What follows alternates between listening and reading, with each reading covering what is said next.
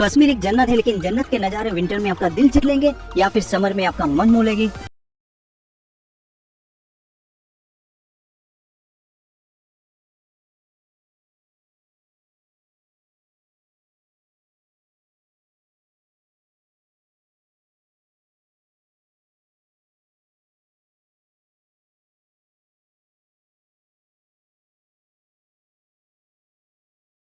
हो रहा है और एवरी ईयर टूरिस्ट की संख्या बढ़ती ही जा रही है। अगर आप कश्मीर जाने के बारे में सोच रहे हो तो मैं आपको एक बढ़िया सा ट्रैवल पैकेज के बारे में भी इंफॉर्मेशन दूंगा और हम यह भी बात करेंगे कि आपको कश्मीर विंटर में जाना चाहिए या फिर समर में। तो सबसे पहले हम बात करते हैं विंटर सीजन के बारे में।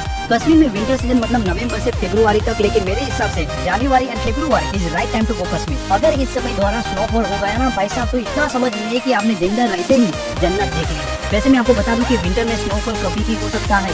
2024 में एंड ऑफ जनवरी में स्नोफॉल हुआ था, लेकिन स्नोफॉल के बाद कश्मीर मतलब व्हाइट हेवन।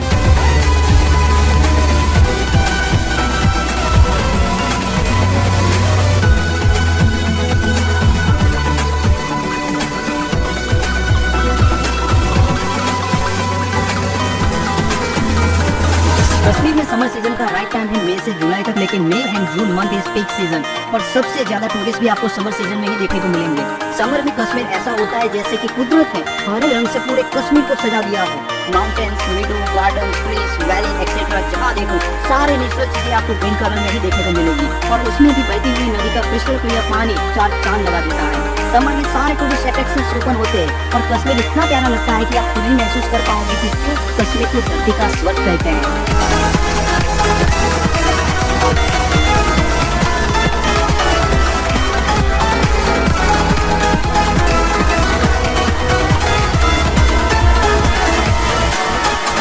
तो सबसे पहले मैं आपको ये बता देता हूँ कि कश्मीर ट्रिप में आप कौन कौन से प्लेसेस विजिट कर सकते हो और साथ में हम उन जगहों के समर एंड विंटर के प्यारे नज़ारे भी देखेंगे। देखो वैसे तो कश्मीर में इतने सारे प्लेसेस है कि 5-7 दिन की ट्रिप में सारे प्लेसेस कवर करना तो पॉसिबल नहीं है, लेकिन कुछ ऐसे पॉपुलर टूरिस्ट प्लेसेस है जिसे आपको बिल्कुल मिस नहीं करना है। और इस लिस्ट में सबसे पहले नंबर पे है कश्मीर का कैपिटल सिटी श्रीनगर। कश्मीर आ रहे टूरिस्ट ज्यादातर श्रीनगर ही सबसे पहले आते हैं। इसका कारण शायद यह भी हो सकता है कि यहाँ आप बाई फ्लाइट, बाई ट्रेन और बाई रोड इजीली आ सकते हो।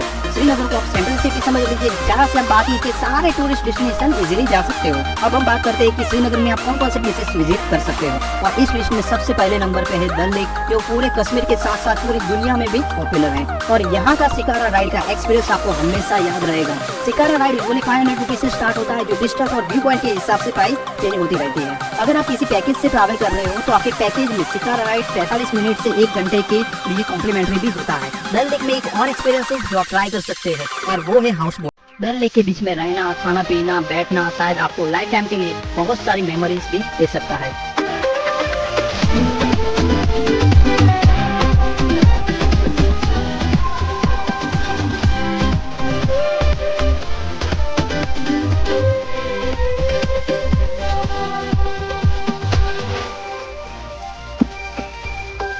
बाद में आप विजिट कर सकते हो शंकराचार्य टेम्पल, जो महादेव जी का एक मंदिर है जिसे 8वीं शताब्दी में आदि गुरु शंकराचार्य जी द्वारा बनवाया गया था, जहाँ एक पॉपुलर सॉन्ग जय जय शिव शंकर गाने की शूटिंग भी हुई थी। लेकिन मेरे हिसाब से यह मंदिर इतनी हाइट पे है कि जहाँ से पूरे श्रीनगर सिटी का जो प्यारा नजारा आपको देखने को मिलेगा।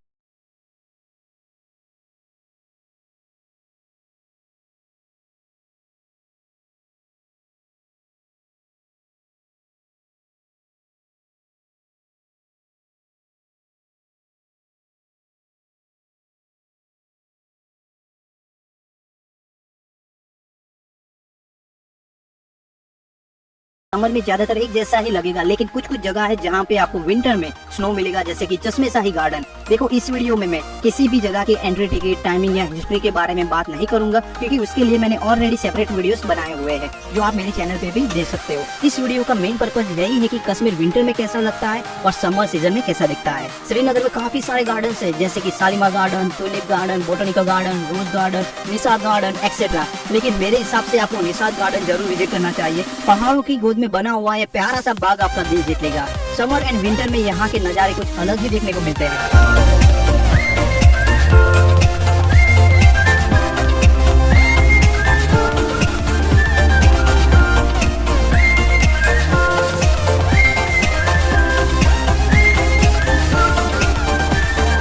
अब हम बात करते हैं उस जगह के बारे में जहाँ हर एक टूरिस्ट जाना पसंद करता है, जो श्रीनगर से करीबन 50 किलोमीटर के डिस्टेंस पे है। और इस जगह का नाम है गुलमर्ग। गुलमर्ग को विनो फ्लावर भी कहते हैं, जहाँ आपको सबसे ज्यादा स्नो देखने को मिलेगा। गुलमर्ग में आप शिव मंदिर विजिट कर सकते हो और वंडरला राइड भी एंजॉय कर सकते हो। दुनिया की second longest and highest cable car है। वंडरला से आप फेज 1 और फेज 2 जा सकते हो, जिसके लिए आपको एडवांस में ऑनलाइन टिकट बुक करवा लेनी चाहिए। तो चलिए अब देखते हैं गुलमर्ग के कुछ खूबसूरत नजारे जो विंटर एंड समर में कितने अलग अलग देखने को मिलते हैं।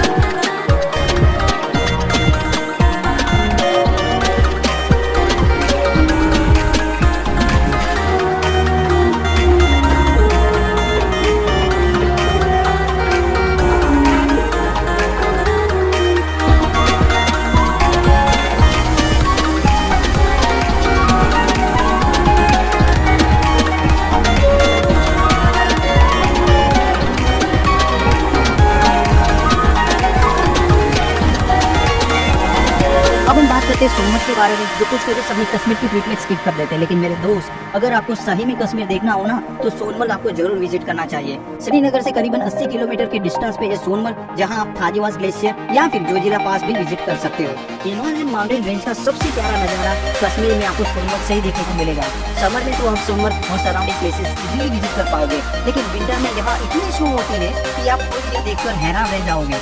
सोनमर्ग में हैवी स्नो की वजह से कुछ प्लेसेस तो शायद आप विजिट भी ना कर पाओ, लेकिन यहाँ स्नो एक्टिविटीज का एंजॉयमेंट आपको लाइफ टाइम के लिए याद रहेगा।